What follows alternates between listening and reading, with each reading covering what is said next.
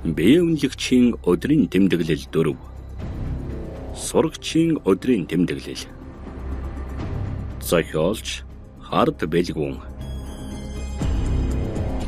Зохиолыг үнэлсэн Доржин Зоригтбаатар, Самбуудоржин Цэнтсвэрэн.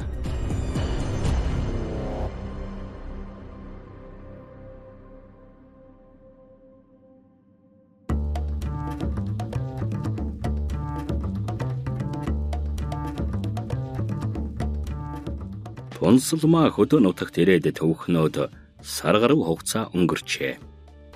Эрсэн аймгийн цагдаагийн дарга болвоос амраг их хурандаа бөгөөд шинээр томилогдож ирсэн Цэнгэл хурандаагийн сайн найз болохыг бас дуулав. Цэнгэл хурандаагийн шав уухна байсан төдийгүй их л зузаан байсан гэхэд болно.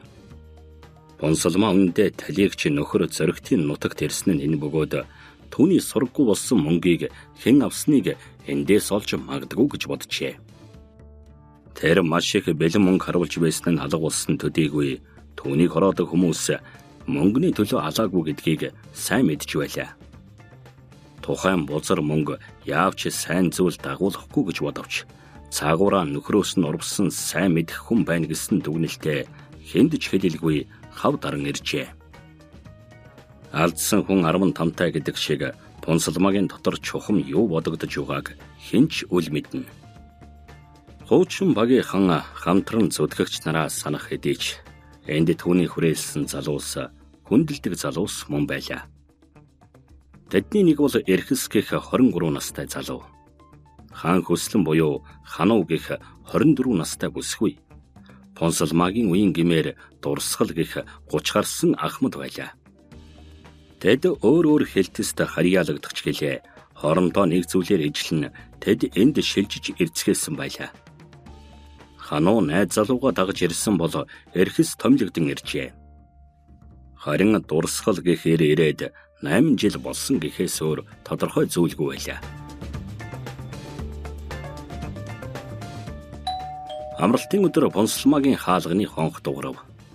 Хаалга онгойлгол анти зогсож байлаа. Онцлмаа гайхан "Хөөе, сайн байна уу? Аливаа оролдоо. Чи яасан сонин хүн явж байх юм?" "Сайн байна уу ахмадаа? Ахмадаа төрсөн эгчдүү гэж андуурах үедээ. Одоо тэвэрлдэг билүү?"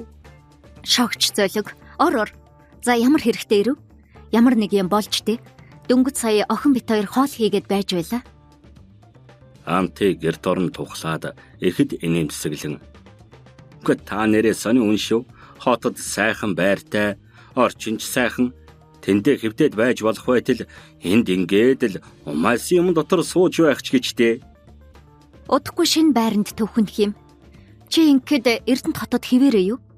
"Тийм ээ, тэгэлгүй яах вэ? Ээжтэйгээ өтлөх сайхан гэж дуу мэднэ үсттэй." "Чи их нэртэй боловч зөв замд явбал амьдралаа бодох хэрэгтэй штэ." "Бурхан минь, миний төрсөн эгч гэвэл хүн нэг их гайхгүй юм байна. За тэр чи яах вэ? Манай нэг дүүхүү танаад байцаагтаад жаахан онцгүй байгаа юм байхаа. Тэрний асуудлыг шийдчихвэл их хэрэг байна да." "Анти минь, надад тийм мэдэл хаанаас байх юм? Ямар хэрэгээр юу болсон юм?"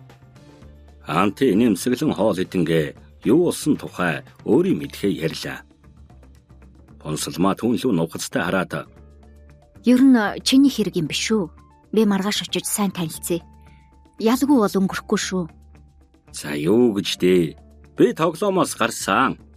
Тэглээч дээрийн алт чинь 3 байсныг би мартчихсан байсан юм билээ. Та одоо дансандаа нөгөөхөө байлгаад байгаа юм биш үсттэй. Намайг харал та. Баян хүн шиг л байгаа үсттэй. Та одоо юу ч юм дээ? Баян тэгээд ядуу ч юм уу?" "Хүүхдүүд битгий уруу татаад байгаараа новш минь." "Гэхдээ хууль бус юм хийхийг таал надад заасан. Бүр мэрэгжлийн төвшин шүү. За их чим тоглосон юм аа тоглосон. Дүүн цэвэр байгаа.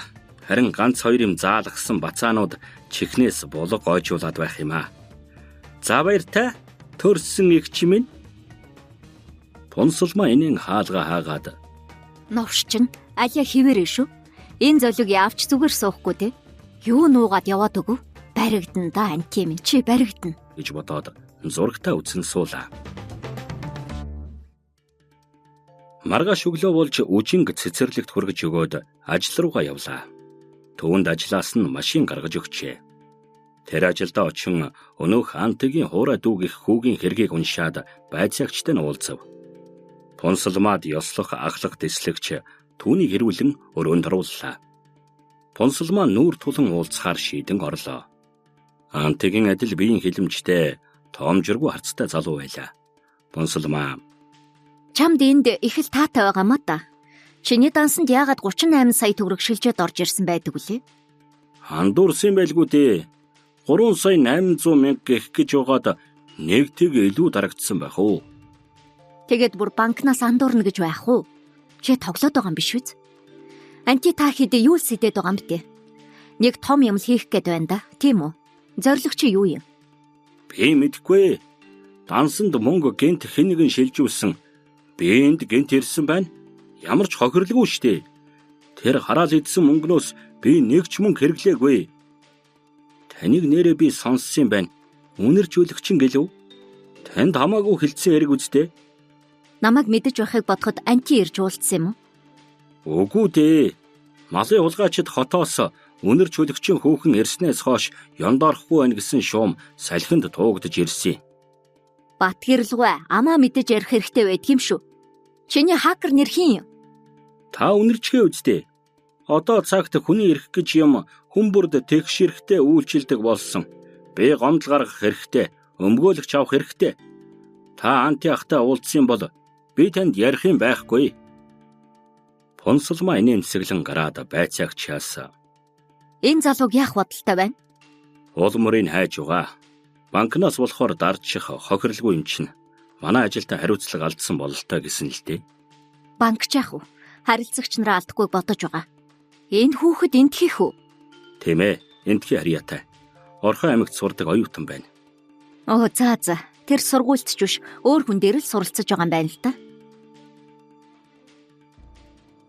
Нэг их ноцтой хэрэг үүсээгүй байхад яагаад анти өөрийн биеэр ирж надаас говь гэж бодох цуураа хануутай таарлаа.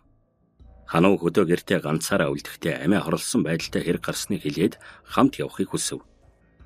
Понсолмаа танаа хэлсэн хэрэг тэглээж хөдөө өөр тийш явах ажилтай гэхэд хажуугаас нь хэлтсийн дарга хошууч Жумаа түүнийг хамт явж болохыг хэлээд фургон машинд сууцгаалаа. Хүн амны хэрэг гаралтаар хотоос эрс ялгаатай учир тэд туршлагатай мөрдөгч Понсолмааг авч яваа нь энэ юм. Понсолмаа тэд давхисаар хөдөөгийн буйдхан өвлжөөнд ирлээ.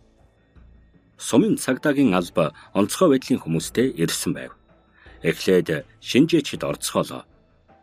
Понсолмаа гаднах байдлыг ажиглаад гэрт ороод тон дор дүүжлэгдэх охиныг хараад зүрх нь шимширч байлаа. Тэр энэ үзэгдлээс талигч солонгыг саналаа. Яг ийм төстэй хэрэг дээр ирж байснаа санав. Охиныг сайтар ажиглаад гэрт удаан байж төвдсөнгүй. Хануу цуг гарч ирэн түүнийг юу хэлэх бол гэсэн харцаар харна. Понсолмаа жаахан цайдуу зогсоод Уучлаарай. Миний дээх нь очиж байсан хэрэгтэй адил төстэй юм. Нас залуухан хүүхэд хараад би ч гэсэн охин үртэй хүн шүү дээ. Ойлгож байна ахмада. Чи зураг сайн ав. Энэ цугларсан байгаа хүмүүсийн зургийг ч гэсэн сайтар ав. Понсолмаа юу ч хэлсэнгүй. Түүнд сонин санагдсан зүйл хичээлийн дэвтэр ном авдар дээр дэлгэстэй байсан нь байлаа. Тэгэхээр ямар нэгэн хичээл хийж байсан байж таарлаа. Хичээлээ хийж байгаа хүнд амиа хорлох бодол орж ирэх нь хачирхалтай байлаа. Сумын төлөөлөгч гэх ахлах дэслэгч залууг хошууч Жумаа дуудав. Понсолмаач хажууд нь ирэн зогслоо. Ахлах дэслэгч гүрээ гэж өөрийгөө танилцуулаад охиныг Саруулод гэдэг энэ жил төгсөх анги эмээ өвөө дээр амьдардаг. Аав ээж нь Солонгост байгаа юм байна. Нэг ахтай уурхад ажилдаг. Айлын баг юм байна. Сумын төвд дотор байранд амьдардаг. Амралтын өдөр гэртээ эмээ өвөө дээр ирдэг. Урд өдөр өвөө эмээ нар нь сумын төвийн соёлын өдөрлөгт өргөдөн очсон. Шагналд тодорхойлсон учраас зайлшгүй очсон бололтой. Оройтоод тэндээ хоноод өглөө ирээд анх мэдсэн. За тийм байж. Тэгэхээр ойр тойрны бүх хүмүүс болоод анги сургуулийн захирал багш нар гээд бүгдийг тодорвол. Яг одоо. Жумаа хошууч санаа ширэн тамхи хасаахад Понсолмаа хажууд нь зогсоод Би юу хийх вэ хошуучаа? Чи чадах зүйл айл хий. Энэ хэрэг дээр хоёулаа хамтарч ажиллая. Амар хурандаа намайг малын хулгай хэрэг зүтгүүлээд байгаа штэ. За, би урандаад уламжилж өгнө. Чам шиг дуршлагтай хүн энэ хэрэгт яг тохирно. Амар дарга уг чанар нь их сайн хүн байгаа юм да. Понсолмаач хэрэгт анхаарлаа хандуулж эхэллээ. Жирийн л нэг хөдөө гэр байлаа. Тэднийх хүний жишгээр нэг жижиг тэрэгтэй бөгөөд өвгөн л хаяа хөдлөгдөг юм санж. Хамаатан садан бололтой улс сэрэн их л уй гашуу болж байгааг хараад Понсолмаад мөн л хэцүү байлаа. Аргачихгүй үсттэй. Аваал нөхрөө алдаад их удаагүй байгаа түүний сэтгэл хүндрэлэх нь зүүн хэрэг болоо. Сумын төлөөлөгч явах гэтэл Понсолмаа машинд нь суулаа. Хануу суух гэтэл Чи үлдсэн дээр баха. Миний хэлснийг сайн санаж байгаа үсттэй. Би сумын төв ороод оройд очино. Ахмада, энэ хүмүүс ахаав ээж нь ирээгүй байхад мэсвэрхгүй гэд байх юм. Аав ээж нь мэдсэн үү? Ахтай нь холбогдсон уу? Ах нь наашаа гарсан, аав ээж нь мэдэхгүй. Ээж нь ухаан алдаж унаад тэндээ эмнэлэг рүү хүргэгдсэн гэсэн. За, хөдөлцгөөх үү. Гэсээр гүрээ болон залуухан дэд ахлагч сугартай цуг явцгаалаа.